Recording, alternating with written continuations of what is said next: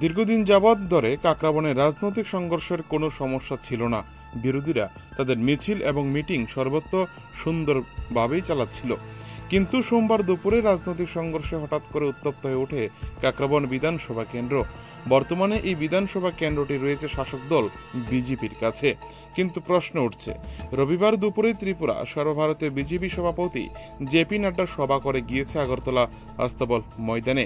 সেখানে রাজ্যে সুশাসনের বিষয়ে একদিকে যেমন তুলে ধরেছে, অন্যদিকে উন্নয়নের বার্তা দেওয়া হয়েছিল। কিন্তু 24 ঘন্টা পার হতে না হতেই রাজনৈতিক সংঘর্ষে রীতিমতো রণক্ষেত্রে রূপ নেয় কাকরাবন। আক্রমণের গোটা বিষয় নিয়ে জেলা কংগ্রেসের সভাপতি টিটন পাল সাংবাদিকদের জানান, গত 6 মার্চ তুলামুড়া এলাকায় জমি সংক্রান্ত বিবাদ নিয়ে দুই পরিবারের মধ্যে ঝামেলা বাধে। একটি পরিবারের মহিলা ও পুরুষকে মধ্যযুগীয় বর্বরতায় হাত পা বেঁধে নির্যাতন করা হয়।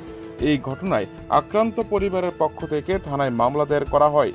মামলা দায়ের করার পর এখনো পর্যন্ত 5 দিন অতিক্রান্ত হয়েছে, কিন্তু এখনো পর্যন্ত দুষ্কৃতিকারীদেরকে গ্রেপ্তার করেনি পুলিশ।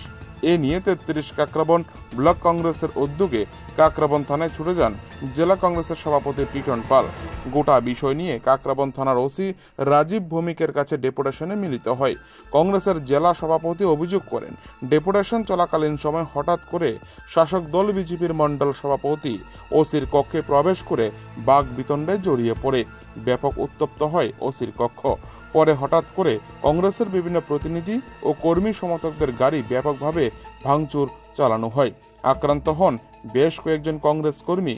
কিন্তু ঘটনার হওয়ার ঘণ্টাখানেক পরও ঘন্টার পর ঘন্টা কেটে গিয়েছে, কিন্তু এখনো পর্যন্ত শাসক দল থেকে কোনো ধরনের বিবৃতি পাওয়া যায়নি।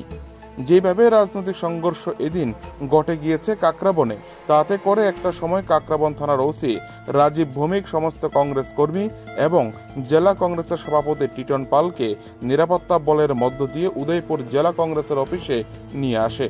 রাজনৈতিক মহলের অভিমত, আগামী 11 মার্চ আগরতলায় রয়েছে কংগ্রেসের দলীয় কর্মসূচি।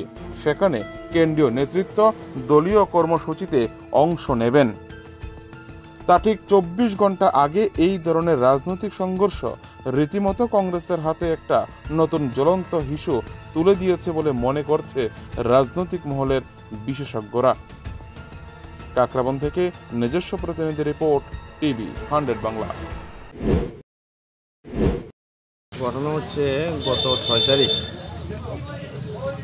6 মার্চ তুলামরা জমি সংক্রান্ত বিবাদ নিয়ে দুই পরিবারের মধ্যে সেখানে ঝামেলা হয়। আমরা দেখেছি সেখানে এক পরিবারের মহিলা পুরুষকে মধ্যযুগীয় বর্বরতায় তাদের হাত পা বেঁধে তাদের উপর সেখানে নির্যাতন করা হয়েছে। তাদের তরফ থেকে সেখানে থানায় মামলা দায়ের করা হয়েছে। মামলা করার পরও আজকে 5 দিন অতিক্রান্ত, এখনো পর্যন্ত দুষ্কৃতিকারীদের গ্রেপ্তার করা হয়নি। সে কারণে আমরা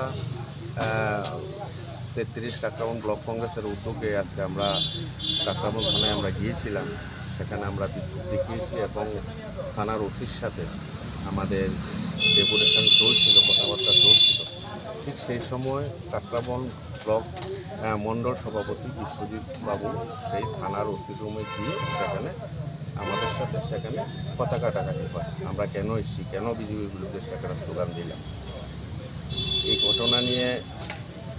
এই ঘটনায় আমরা অত্যন্ত সেখানে উদ্বিগ্ন হয়েছি যে এটা বিরোধী দলের কর্মসূচি চলাকালীন সময় শাসক দলীয় নেতারা থানার মধ্যে ঢুকে বিরোধীদের কর্মীদের সাথে এইভাবে অবজ্ঞা আচরণ, এটা খুব উদ্বেগের ব্যাপার।